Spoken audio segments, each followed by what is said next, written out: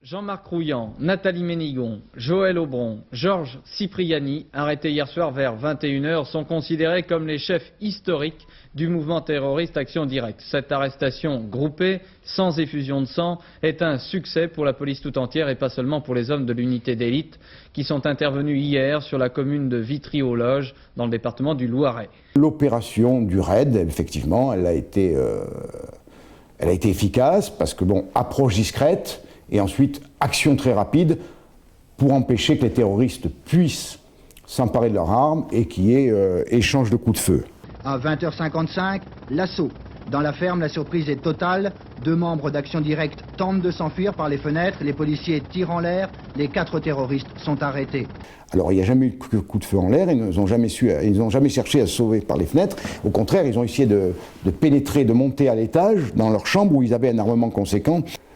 Leur logement est éclairé, nous sommes dans le noir à l'extérieur, et là, les collègues qui sont les premiers collègues qui vont pénétrer se rendent compte que Rouillant s'empare d'une arme. Et là, le collègue réagit très très bien, voyant que la porte ne s'ouvrait pas, voyant que ça y est, ils ne sont plus surpris, Rouillant s'empare d'une arme, il lance une rafale de PMEJ dans la serrure de la porte, elle s'ouvre immédiatement, et d'ailleurs, Rouillant a pris un ricochet de cette petite rafale de PM tiré dans la serrure qui a ricoché contre le mur, il a pris ce ricochet dans les fesses et il a un sacré bleu et il l'amène pas large, quoi, hein. Donc l'expression terroriser les terroristes, là, elle est vraiment d'actualité. Ils sont convaincus que c'est un escadron de la mort qui vient les liquider. Et quand ils s'aperçoivent que nous sommes des policiers, pour les policiers comme nous, on n'a pas la pression que l'on peut avoir sur une prise d'otage. Le seul stress qu'on peut avoir, c'est de ne pas arriver assez rapidement ou de se faire repérer et que les individus réussissent à s'enfuir.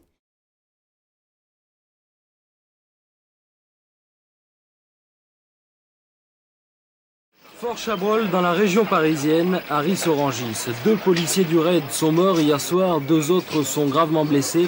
C'est un forcené retranché dans son appartement qui a tiré. Alors, il faut se dire que le forcené, ça reste, je dirais, un des cas les plus difficiles. Il est imprévisible. La négociation avec un dément, les psychiatres l'expliqueront bien, elle n'est pas toujours possible. Tout débute à 17h quand Gérard Marillier ouvre le feu sur un magistrat venu lui signifier son internement dans un hôpital psychiatrique. Donc à Ris-Orangis, Marillier, qui était en état de démence à ce moment-là, mais depuis plusieurs semaines, je dirais, préparer un mauvais coup. Pour lui, il se préparait à la guerre. Il avait un armement extrêmement puissant, conséquent, et il était déterminé dans sa démence. À un moment donné, on sait, puisqu'il en a fait déjà usage, qu'il a un armement extrêmement puissant, que le bouclage, on n'a pas les effectifs, la sécurité publique n'a pas les effectifs pour faire le bouclage de la zone, il faut intervenir. Et là, on prend des risques.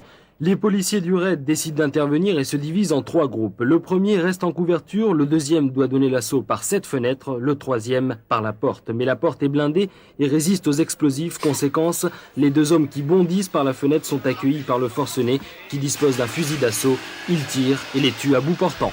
Moi, je suis chargé de pénétrer par la porte. Au moment où on veut prévenir par radio les collègues de ne pas pénétrer parce que la porte n'a pas sauté, eh bien on a un problème de radio. La première des choses que je vois, c'est une partie d'un corps allongé, des jambes, et de suite, comme on a entendu des coups de feu, je peux imaginer que c'est le forcené, mais non, je reconnais la combinaison noire, et là je comprends de suite le drame qui vient de se passer. Le RAID lance un second assaut et parvient à maîtriser le forcené. Il est blessé à la poitrine. C'est la première fois depuis 1985, date de sa création, que le RAID perd des hommes au cours d'une opération. Quand on voit ses collègues morts, on a obligatoirement la haine, mais c'est là où où le professionnalisme doit prendre le dessus. On est des policiers dans une démocratie avec la déontologie nécessaire, avec notre action, elle est toujours bien ciblée par le code pénal.